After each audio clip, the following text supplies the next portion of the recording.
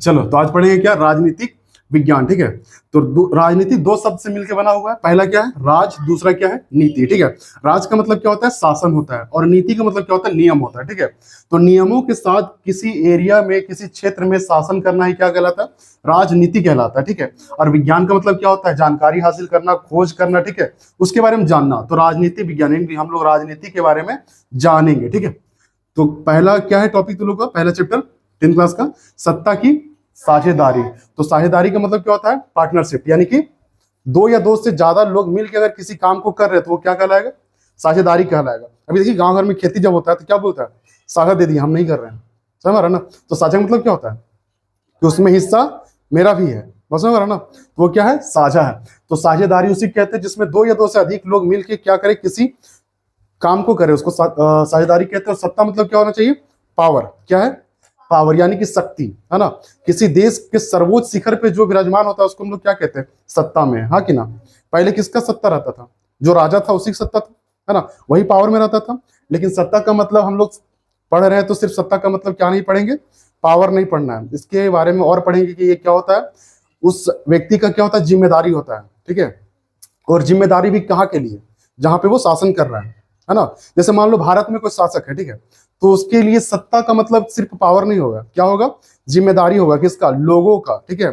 लोगों के क्षेत्र का, लोगों के खाने पीने, भरण पोषण का जिम्मेदारी होगा, सड़कों का, ठीक ना, सारी चीज का क्या होना चाहिए उसके पास, जिम्मेदारी होना चाहिए। सरकार के पास तो यही जिम्मेदारी होता है ना, कि लोगों को संभाले, वहां के सड़कों को देखे, वहां के समाज का विकास करे, यही सारी चीज होना चाहिए ना।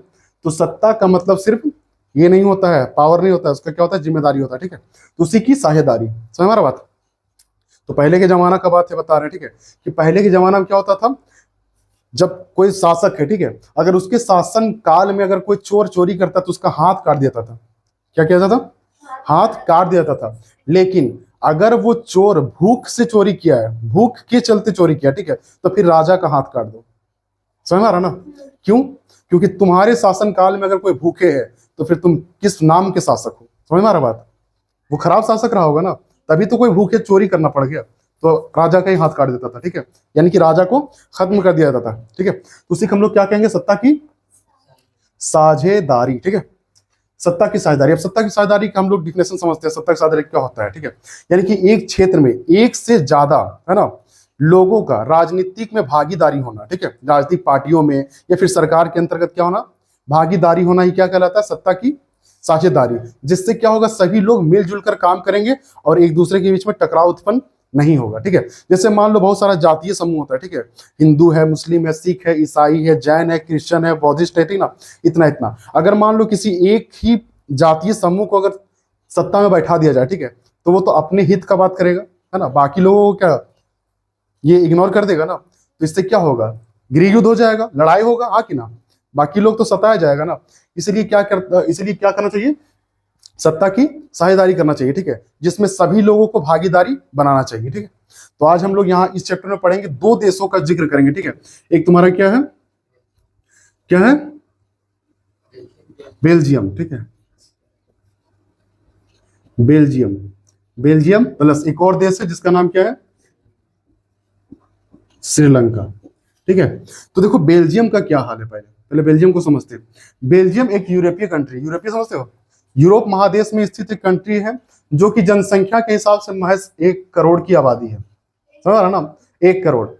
तो हमारे एनसीईआरटी में दिखाया गया है कि इसका जो जनसंख्या है ना, वो हरियाणा से लगभग आधा है। तो मतलब अगर यहाँ 1 करोड़ है, हरियाणा में कितना है, 2 करोड़ है। लेकिन हम लोग हरियाणा के बारे में क्यों जाने, हरियाणा के बारे में भी जान के अपना क्षेत्र को जानते हैं, झारखंड के बारे में जानते हैं। ठीक है। तो बता, झारखंड से ये कितना गुना कम है, 4 गुना कम है। झारखंड का भी जनसंख्या कितना है 2025 में, 4 करोड़ 15 लाख से पार कर गया। ठीक है। 4 करोड़ 15 लाख। ठीक है। तो इस तरह से ये एक बहुत छोटा सा जगह है, हाँ कि ना, जनसंख्या कितना कम है, हम लोग झारखंड से भी 4 गुना कम है, और ये एक देश बन गया है। समझ रहा ना। और ये एक देश का बात कर रहा है, कहाँ का, ये यूरोपीय कंट्री है। ठीक है। यहाँ पे आबादी कितना, लगभग 1 करोड़ की आबादी। ठीक है। 1 करोड़ की आबादी। अब यहाँ क्या है ना, दो जगह था, एक था फ्लेमिस, क्या नाम था, फ्लेमिस, फ्लेमिस, फ्लेमिस एक जगह था जहां पे ना डच लोग रहते थे। कौन लोग, डच लोग। ठीक है। अब डच लोग जो थे ना, उनका जो प्रतिशत था ना वहां पे, वो कितना था, 59% था वहां के लोगों का। ठीक है। कहाँ पे? बेल्जियम में कितना प्रतिशत था? हाँ, डच लोग इतना था, ठीक है, जो डच भाषा बोलता था, ठीक है, जातीय समूह था जो लोग डच को फॉलो करते थे, कितना था? 59%। उसके बाद एक और था वेलोन, है ना, वेलोन एक जगह है, दो जगह था, एक फ्लेमिश और वेलोन, जहां पे क्या रहता था? फ्रेंच लोग रहता था, है ना, फ्रेंच लोग रहता था, जिसका प्रतिशत कितना था? 40% था। कितना था? 40%। देखो 59 और 40 कितना हुआ? 99 हुआ, ठीक है, कितना हुआ? तो 1% बच रहा है, तो 1% में कौन लोग थे? तो जर्मन, है ना, जर्मन भाषी कितना था? 1% था। कितना था? 1%। फ्लेमिश में कौन रहता था? डच रहता था, है ना, कितना प्रतिशत था उन लोग की जनसंख्या? 59%। वेलोन में कौन लोग थे? फ्रेंच लोग, इन लोग का प्रतिशत कितना था? 40%। और जर्मन भाषी भी लोग रहते थे वहां पे, बहुत कम जनसंख्या में, ठीक ना। और ये लोग रहते थे शायद क्या यही रहते थे, फ्लेमिश में ही अंतर्गत रहते थे, जिन लोग का जनसंख्या बहुत कम था, 1% था, ठीक है, जर्मन भाषी लोग का, ठीक है, जो लोग रहते थे किस क्षेत्र में? फ्लेमिश क्षेत्र में। डचों के साथ मिलके 1% इन लोग का लैंग्वेज था, किस चीज का? जर्मन का, ठीक है। तब सोचो इसमें बहुसंख्यक कौन दिख रहा है? डच, फ्रेंच या जर्मन? डच लोग दिख रहा है ना। इन लोग का नक्शा इस तरह से कुछ था, ऐसे करके, हाँ ना, ऐसा। तो इन लोग ऐसे था, देखो आधा एरिया में कौन था? ये लोग डच लोग था, ठीक है, और इधर क्या था? फ्रेंच, और ये क्या एक हो गया? जर्मन, ठीक है। इस तरह से इन लोग का स्ट्रक्चर था, बनावट था, सेपरेट सेपरेट ही था लगभग। तो इतना मतलब इतना हिस्सा में था, ऐसा थोड़ी नहीं कहा इधर यहाँ पूरा फ्रेंच ही भरल होगा और इधर डच होगा, तो इन लोग तो सेपरेट कर लेता बॉर्डर देके, ठीक है, ऐसा नहीं था। हर जगह पे क्या रहता है? मिक्सिंग रहता है जनसंख्या पूरा तरह से, ठीक है। तो डच कितना था? 59, और फ्रेंच कितना था? 40, और उसमें से 1% कौन था? जर्मनी था। अब यहाँ पे तुम लोग ये बता बहुसंख्यक कौन है? डच वाला लोग है, लेकिन डच वाला अगर बहुसंख्यक है ना, तो इन लोग का जनसंख्या भले ज्यादा था, ठीक है, लेकिन विकसित कौन लोग थे पता है? फ्रेंच वाला लोग, फ्रेंच। अब यहाँ एक बात समझना, किसका जो राजधानी था ना, किसका? बेल्जियम का।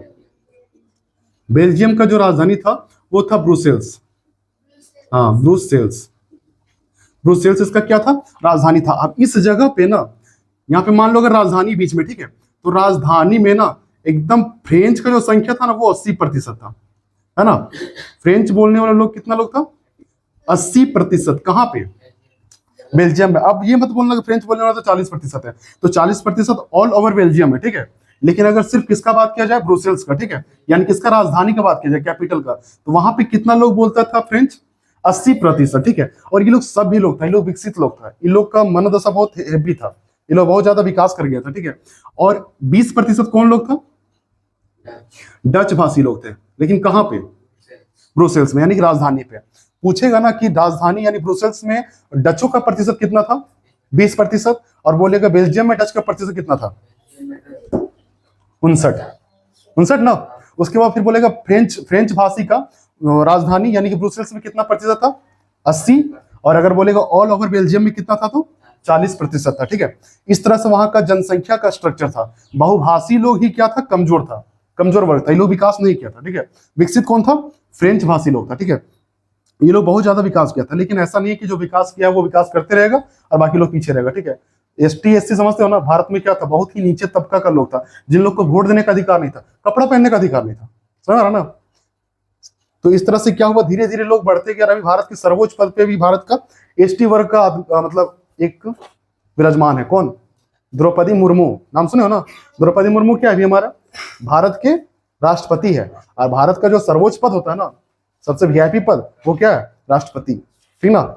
अगर कोई देश का पहला नागरिक अगर होता है तो वो कौन होता है? उस देश का राष्ट्रपति। पूछेगा ना भारत का पहला आदमी कौन है? कोई नहीं, औरत है। फिर देखो ये बोल रही औरत, क्या बोलेगा? पहला नागरिक बोलो, ठीक ना, आदमी और औरत नहीं बोल रहे हैं। भारत का पहला नागरिक अगर बोले वर्तमान में तो कौन है अभी? द्रौपदी मुर्मू। और वो कौन है? ST SC यानी कि ST ही है, ठीक है। हाँ, मुर्मू क्या है? ST। तो वो चीज बता रहे हैं कि जो विकास नहीं किया है वो ऐसा नहीं विकास नहीं करेगा, करेगा। अब इन लोग का भी विकास होने लगा, ठीक है। इन लोग भी पढ़ने लगा, कुछ लोग पढ़ते पढ़ते पढ़ते आगे बढ़ गया। और ये लोग देखा ना कि हम लोग भले बहुत संख्यक है, समझ में आ रहा ना, लेकिन हम लोग का जो रहन सहन विकासशील जो लक्ष्य है वो बहुत पीछे है। किन लोग से? फ्रेंच से। हाँ, फ्रेंच से। तो मध्य मतलब 20वीं शताब्दी के मध्य यानी 1950 से 60, ठीक ना। ये 1950 से 1960 के बीच में ये दोनों में क्या आने लगा, इन सब मतलब ये दोनों में टकराव होने लगा, समझ रहा ना, तनाव उत्पन्न हो गया कि नहीं हम लोग इतना ज्यादा बहुसंख्यक है फिर भी तू लोग हम लोग को दबा के रखा है ना, हर चीज में तू लोग आगे आगे, तू लोग इतना विकसित कैसे है, समझ रहा बात। तो इस तरह से क्या हुआ, दोनों में टकराव उत्पन्न हो गया। और टकराव उत्पन्न ना होने का रीजन क्या हो सकता है, सत्ता की, जो कि यहाँ नहीं है, समझ रहा। अगर सत्ता की साझेदारी होता, समझ रहा ना, तो टकराव होता नहीं होता, क्योंकि सत्ता में विराजमान होता दोनों जगह के लोग, यानी कि डच और फ्रेंच दोनों लोग होते, लेकिन ऐसा नहीं है। यहाँ कौन लोग है ज्यादा, फ्रेंच लोग है, ठीक है। अब फ्रेंच लोग का ही ज्यादा दबदबा होने के चक्कर में डच लोग क्या कर दिया, विरोध कर दिया। अरे ज्यादा विकसित बोल रहे, ठीक है, जनसंख्या नहीं बोल रहे, ज्यादा विकसित है ना, तो इन लोग को थोड़ा सा ये लगा कि हम लोग इतना ज्यादा हो के भी कुछ नहीं है, ठीक है। तो इन लोग क्या कर दिया, विरोध कर दिया, दोनों में क्या हो गया, मतभेद हो गया, मतभेद हो गया तो लड़ाई होगा ना। तो इस तरह से इतना लिखो तुम लोग। अब देखो बेल्जियम हो गया, अब किसके बारे में, श्रीलंका। श्रीलंका, श्रीलंका एक एशिया का क्या है, द्वीपीय कंट्री है। द्वीपीय समझते हैं, द्वीपीय मतलब जो चारों ओर क्या है, किससे घिरा हुआ है, पानी से, ठीक है। श्रीलंका, श्रीलंका भारत के तमिलनाडु से कुछ ही दूरी पर स्थित है श्रीलंका, ठीक है। जो जिसकी जनसंख्या कितना है, हरियाणा की जनसंख्या के बराबर, मतलब कितना, कितना है, 2 करोड़, ठीक है।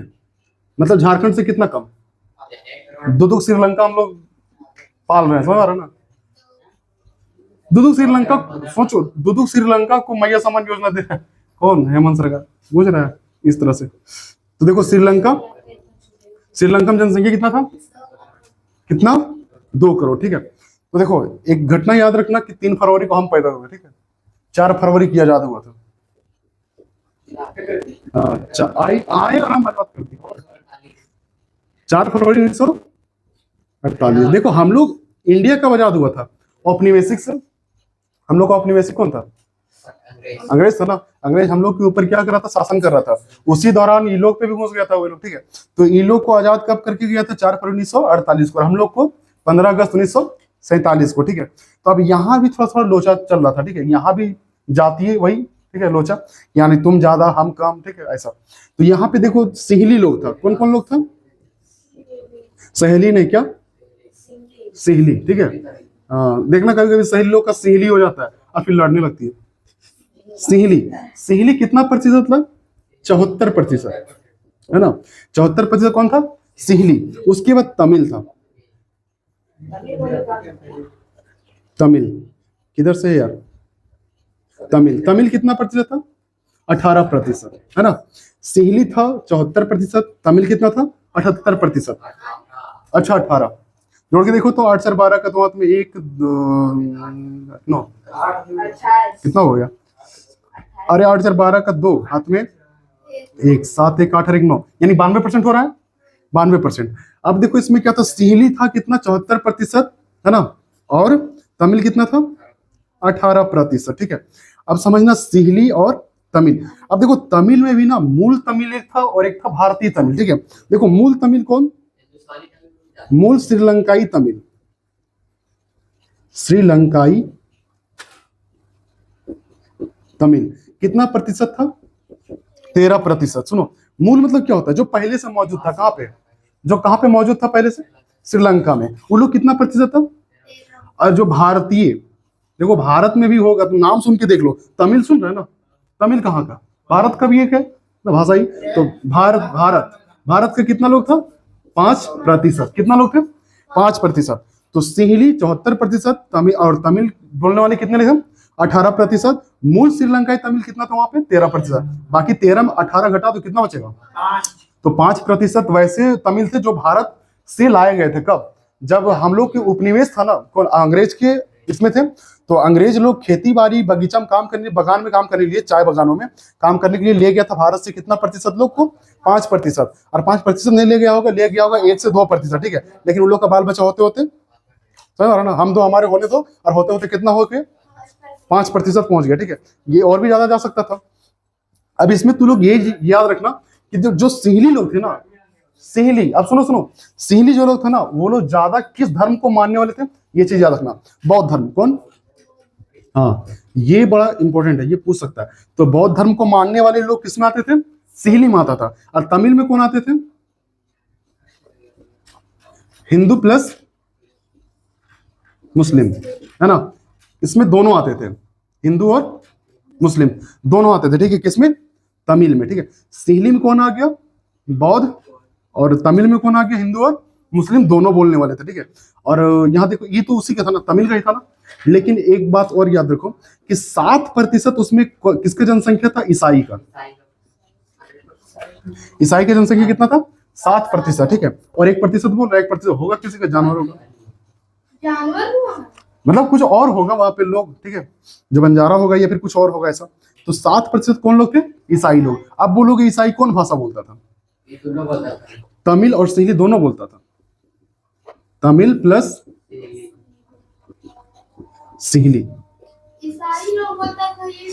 ईसाई को शक हो गया, ईसाई क्या बोलते हैं, पढ़ाई लिखाई में सबसे आगे। अभी जो हम लोग कैलेंडर चला रहे हैं वो किसका देन है? ईसाई का है, ईसा मसीह से चला ला रहा है, ठीक है। ईसाई एजुकेशन में लेके तुम इंडिया में देख लो, जो भी तुमको वीआईपी स्कूल मिलेगा ना, सब ईसाई का होगा।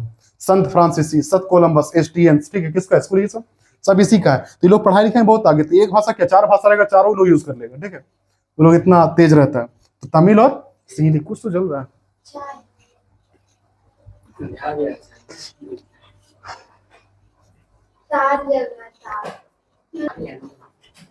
अब सुनो, आगे की कहानी सुनो। 7% कौन लोग थे? ईसाई लोग, जो लोग दोनों भाषा का इस्तेमाल करते थे, यानी कि तमिल और सिंहली दोनों भाषा का, ठीक है। अब इसमें हुआ क्या, सुनो। इसमें देखो 19-20 का तो फर्क नहीं है, एकदम जमीन आसमान का फर्क दिख रहा है। 74% और 18% लग रहा है ना। तो ये लोग बताओ बहुसंख्यक कौन थे? सिंहली था। तो सिंहलियों ने क्या किया, यहाँ का जो क्या बोलते हैं व्यवस्था, कानून व्यवस्था था ना, उस पर पूरा काबिज हो गया। कौन लोग? सिंहली लोग, ठीक है। सिंहली लोग ऐसा नियम बनाया, सिंहली ये लोग नियम बनाया 1956 में। सिंहली, अब दिखा, हाँ सिंहली सब नहीं दिखा, दो और लगा देते सिंह, समझो। तो सिंहली लोग, ठीक ना, सिंहली जो सरकार में थे ना, जो प्रशासनिक व्यवस्था में थे, जो लोग पावर में थे, सत्ता में थे, ठीक ना, उन लोगों ने क्या बना दिया, नियम बना दिया कि हम हमारे यूनिवर्सिटीज में, सरकारी कार्यालय में, ठीक है, और जो भी एग्जाम होगा हम लोग का, उसमें क्या चलेगा? सिंहली चलेगा, ठीक है। क्या चलेगा? सिंहली। और ये नियम बना कब था? 1956 में, ठीक है। अब देखो, उस भाषा को चलाओगे तो समस्या ही लोग का होगा, और हुआ, है ना। और हुआ तो लड़ाई शुरू हो गया, ठीक है। और उसी लड़ाई को, मतलब लड़ाई शुरू नहीं हुआ था उसमें, मतलब लड़ाई का शुरुआत हुआ था, शुरू ही को शुरुआत कहते हैं ना, मतलब वही। अभी लोग क्या करने लगा पता है? पार्टी बनाने लगा। पार्टी समझते हो ना? अभी भी क्या हम लोग के यहाँ पार्टी चल रहा है ना, जैसे कोई अपना मनमानी करने लगता है, ठीक है, उसमें क्या आता है, एक क्रांतिकारी पार्टी आता है। अभी झारखंड में भी आया, JLKM नाम सुनी ना।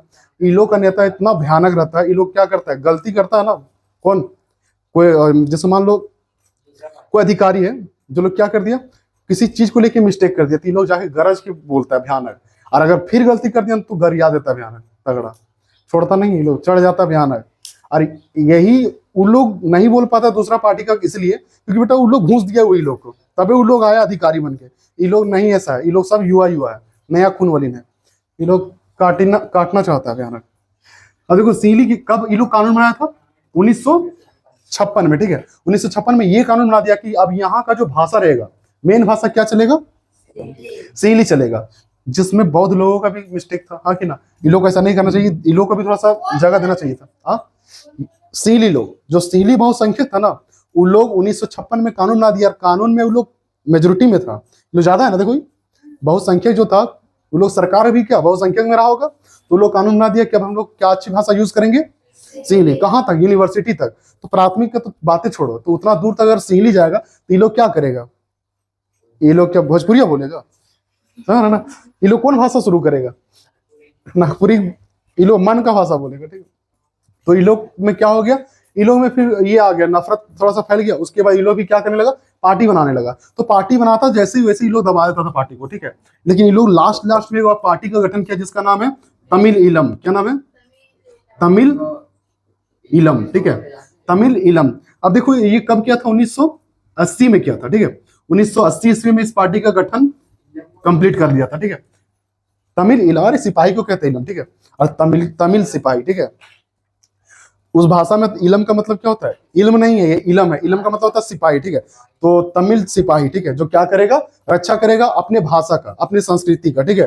तो कब बनाया वो लोग वो पार्टी का?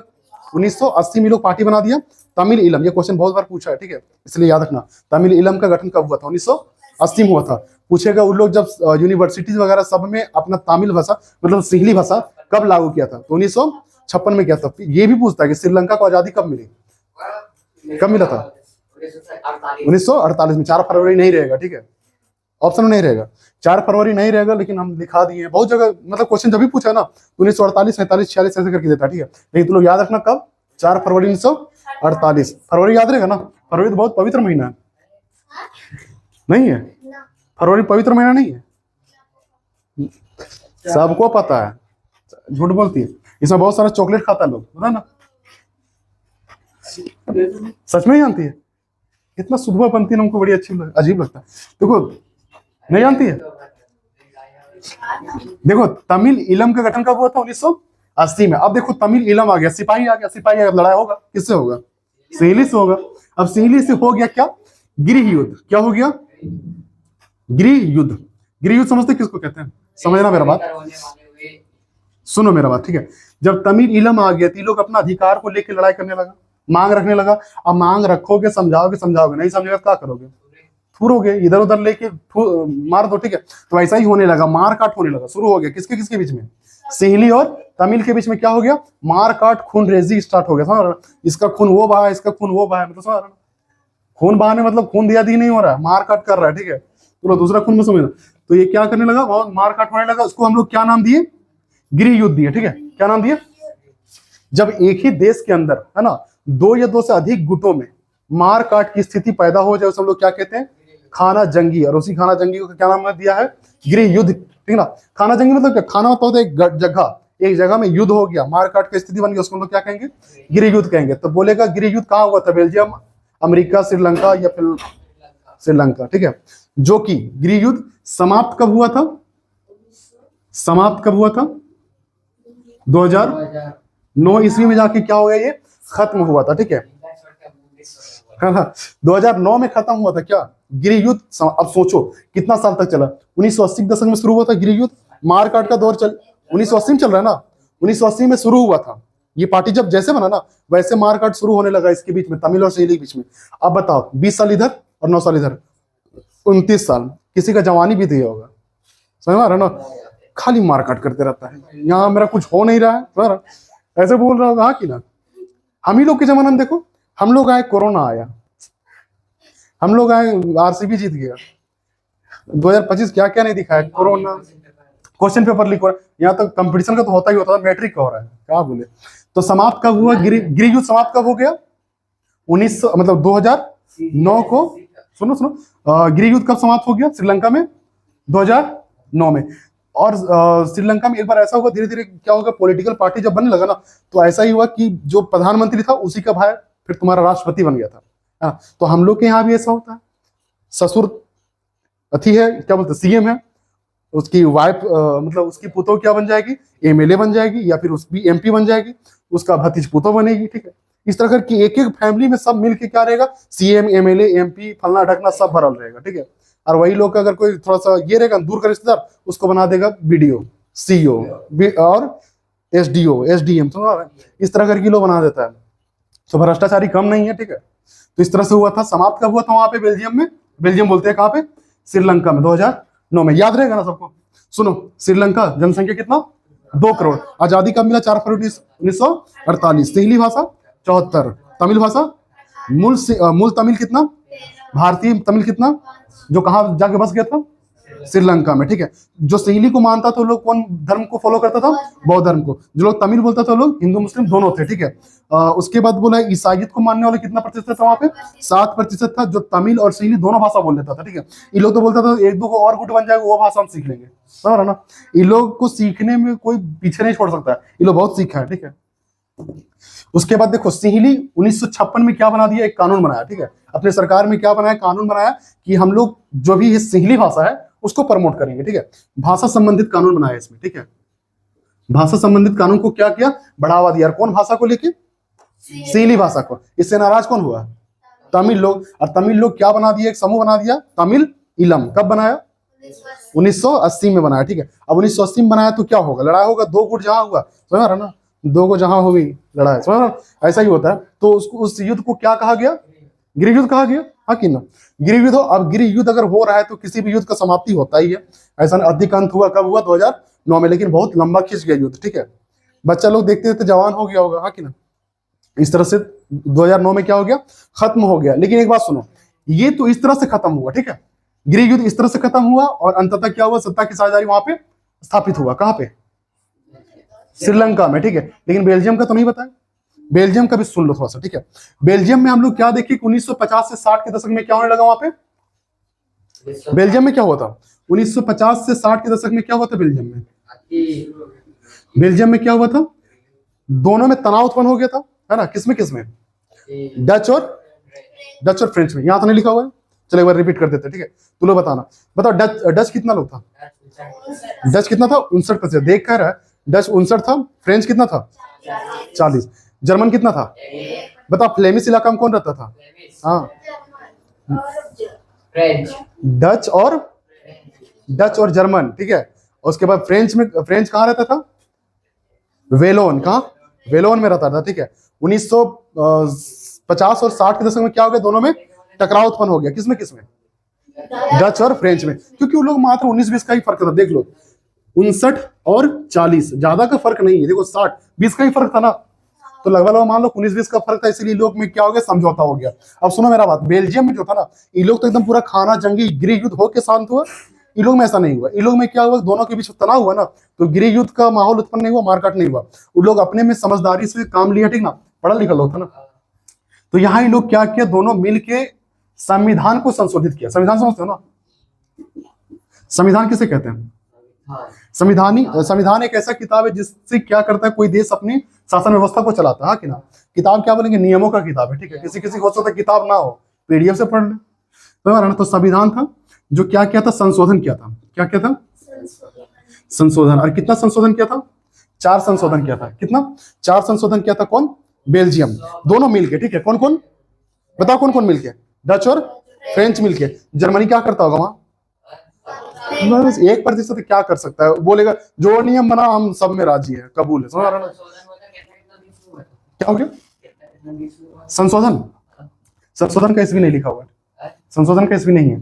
तुम ये समझो कि दोनों के बीच में क्या हो गया था, संशोधन हुआ था, क्या, वहां के कानून व्यवस्था में। अच्छा, संशोधन हुआ था, सुनो मेरा बात, कब, 1970 से लेके 1993 के बीच में क्या हुआ, संविधान में संशोधन हुआ, समझ रहा बात, हाँ ये डेट था, ईस्वी था, इसमें डेट नहीं फिक्स है, लेकिन ईस्वी है ये कि 70 से 93 के दशक में क्या हुआ था, संविधान में संशोधन किया गया था। कितना संशोधन हुआ था, 4 संशोधन किया गया था। ये भी पूछ सकता है क्वेश्चन कि बेल्जियम में जो संविधान संशोधन हुआ था वो किस से किस काल तक हुआ था, इस काल में हुआ था, पूछेगा कितना संशोधन हुआ था, तो 4 संशोधन हुआ था। और इस संशोधन में ये बात कहा गया था ना कि आधा आधा, यानी कि जो भी भागीदारी होगा ना 50-50 होगा, किस चीज में, पार्लियामेंट में, ठीक है। पार्लियामेंट यानी कि संसद बोल दो, है ना, संसद में जो होगा, जैसे सरकार जो रहता है ना वो संसद के अंतर्गत ही रहता है, ठीक है।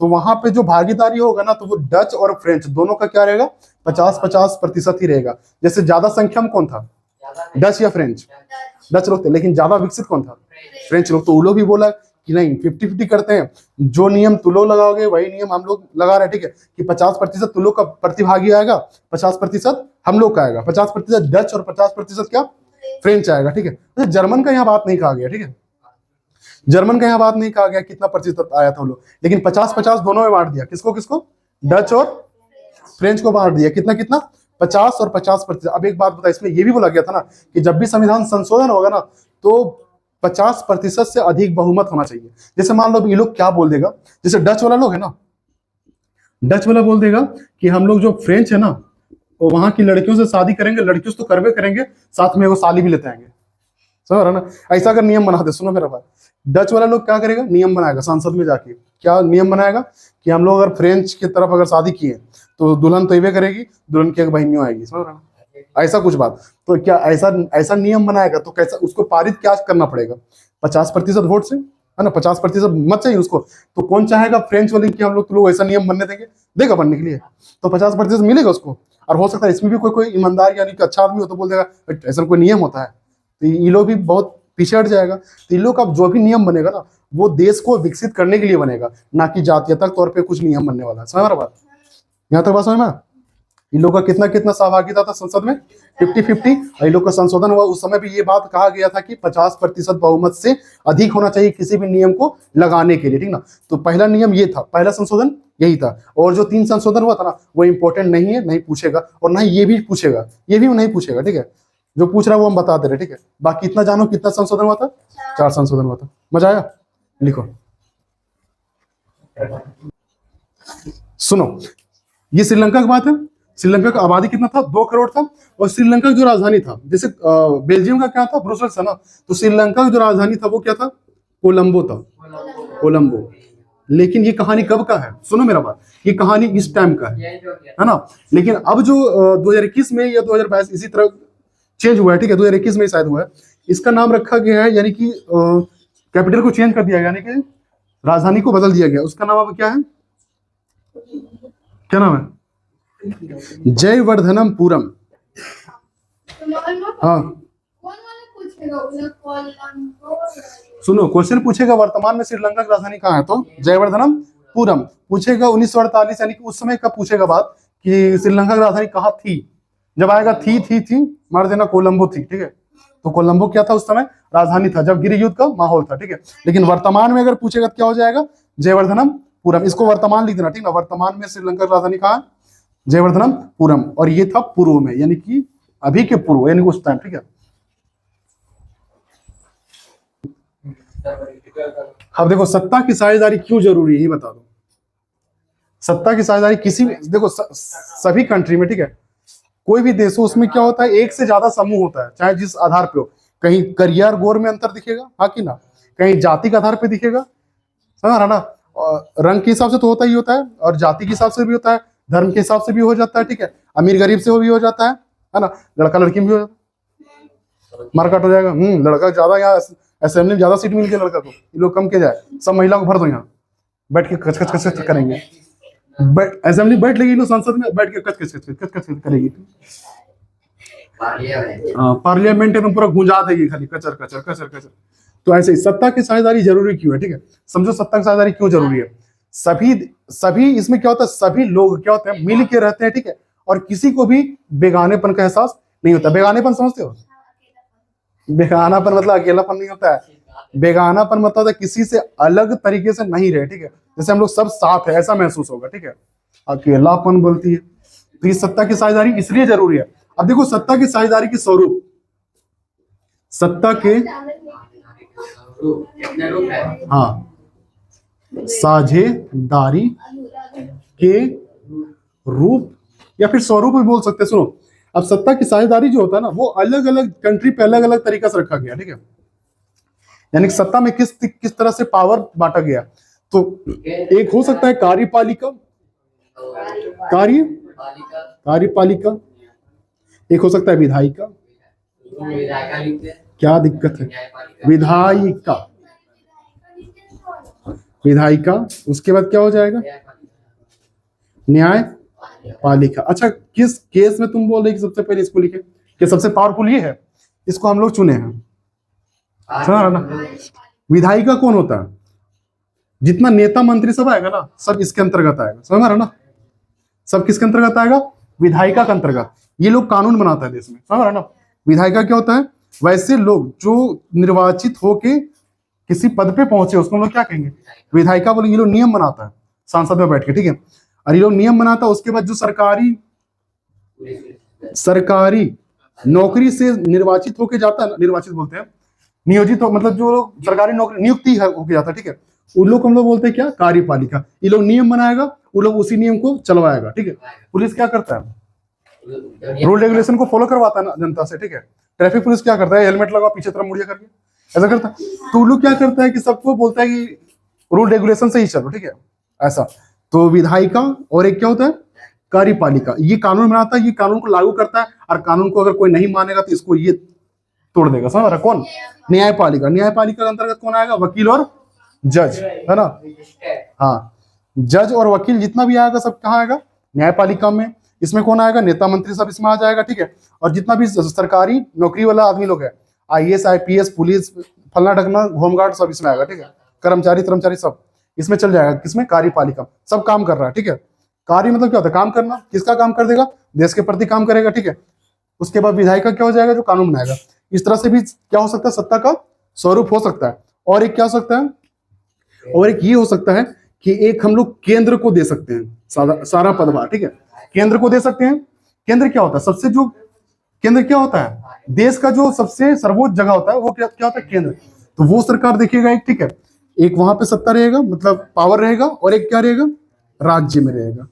राज्य या तो इसको प्रांतीय बोलते हैं, क्या बोलते हैं, प्रांतीय। प्रांतीय तो एक प्रांत, ठीक है। राज्य जैसा ही क्षेत्र रहेगा उसको प्रांतीय कहते थे पहले। तो केंद्र हो गया और राज्य हो गया, और एक रहेगा स्थानीय। स्थानीय समझते हो, स्थानीय मतलब जो रूरल एरियाज है, ठीक है। यानी कि जो नगर पालिका नगर निगम से जो हट के आ गया है, हट के आ गया उसको स्थानीय बोलते हैं। नगर निगम को भी स्थानीय कर सकते हैं। सुनो, इसमें तुम्हारा प्रधानमंत्री, हम लोग अगर हम लोग के तर्ज में बात किया जाए, ठीक है, अगर भारत का स्ट्रक्चर देखा जाए तो केंद्र में कौन है, प्रधानमंत्री है, पीएम बोलेंगे, ठीक है। और यहाँ पे कौन है, सीएम। पीएम वही है, सीएम वही, ठीक। तो केंद्र सरकार, उसके बाद राज्य सरकार, है ना। उसके बाद यहाँ कौन आएगा, एमएलए नहीं आएगा। सुनो, सीएम के अंतर्गत ही एमएलए लोग आता है, और एमपी लोग आता है प्रधानमंत्री। पीएम के अंतर्गत एमपी लोग आता है, देख रहा है ना, पीएम एमपी। तो पी मतलब क्या, प्राइम मिनिस्टर। एमपी मतलब मेंबर ऑफ पार्लियामेंट। उसके बाद सीएम क्या होता है, चीफ मिनिस्टर, है ना। और इसी के अंतर्गत कौन बैठता है, एमएलए। बैठता बैठती सब है, ठीक है। मेंबर ऑफ लेजिस्लेटिव असेंबली, ठीक है। यानी कि विधायिका और विधायक किसी कहते हैं। विधायक और विधायिका के अंतर्गत ही कौन आता है, ये सब, ठीक है, राज्य। लेकिन यहाँ पे कौन आएगा, अब ये समझो, यहाँ पे आता है मेयर। कौन आता है, मेयर आता है, मुखिया आता है, सरपंच आता है, हाँ ये सब आएगा सरकारी, है ना। तो मेयर तुमको कहाँ मिलेगा, नगर निगम का प्रावधान में जब आएगा ना, तो लोग में चुनाव होता है किसका, मेयर का। और जो पूरा गांव रूरल क्षेत्र उसमें किसका चुनाव होगा, मुखिया का। उसी क्षेत्र में सरपंच का भी होता है। और अगर 8 टुकड़ा में बटा हुआ है तो उसमें वार्ड सदस्य का भी चुनाव हो जाता है। समझ में आ रहा बात। तो इस तरह से स्ट्रक्चर हो सकता है किसका, सत्ता की साझेदारी का। यानी कि सत्ता मतलब क्या होता है, पावर। तो पावर को बांट दिया गया कि कुछ काम तो केंद्र सरकार करेगा, कुछ काम राज्य सरकार करेगा, कुछ काम स्थानीय सरकार को दिया जाता है, जो कि इसी से नोच के दिया गया। इसका जितना पावर होता है उसी से काट के इसको दिया गया। इसका अलग से कोई नहीं है। ये कानून बना सकता है, ये कानून बना सकता है, ये कानून को हेरेगा खाली, मतलब देखेगा, हाँ, टुकुर टुकुर हेरेगा और देखेगा, और उसको फील करेगा कि हम भी कानून बनाते हैं ना, तो कसम से हम दुख मुख ख्याल रखते हैं। मुखिया बोलेगा इस तरह से, समझ रहा ना, इस तरह से बोलेगा सारा बाथरूम हम ही खाएंगे, ठीक है। ये अगर नियम बनाने की लोग छोड़ दे, ठीक है, ये लोग पूरा गांव खा जाएगा अकेले, ठीक है।